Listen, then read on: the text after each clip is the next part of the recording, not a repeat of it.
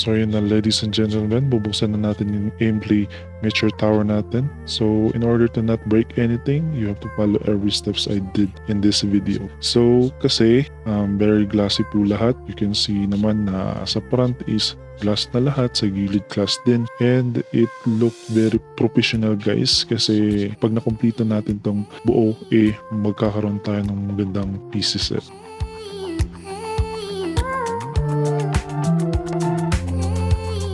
So here are my components guys, and kailangan natin ilagay lahat to sa loob ng Meteor 1 natin.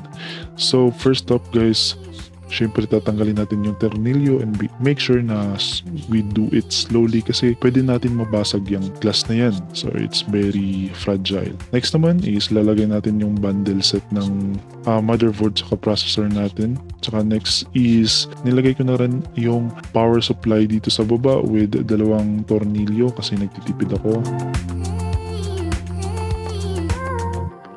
And next naman, tatanggalin ko yung mga lagayan ng hard drive tsaka SSD. May nakalagay naman na pangalan dyan, indicator na pwede mong lagyan yan ng SSD or hard drive. So for me, I will put my SSD for now, and then ibabalik ko ulit, and it will also depend on you guys if kung lalagyan mo pa ng tornilyo dun sa likod kasi medyo hassle na din. But for me, I will put it.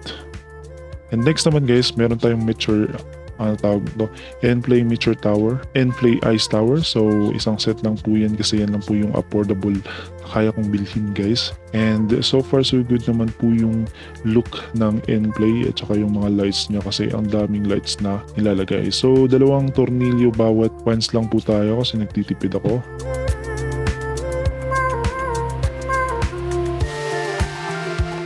And then, aside from that, meron tayong exhaust fan na kung saan ito po yung magiging labasan ng ating air flow.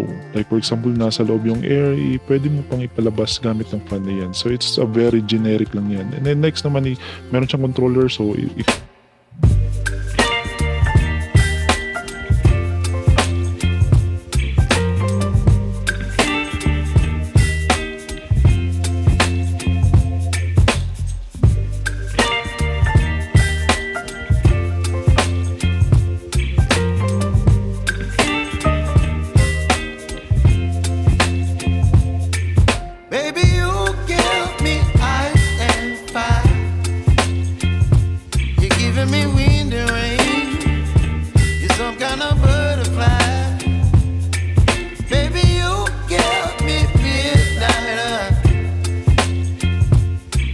my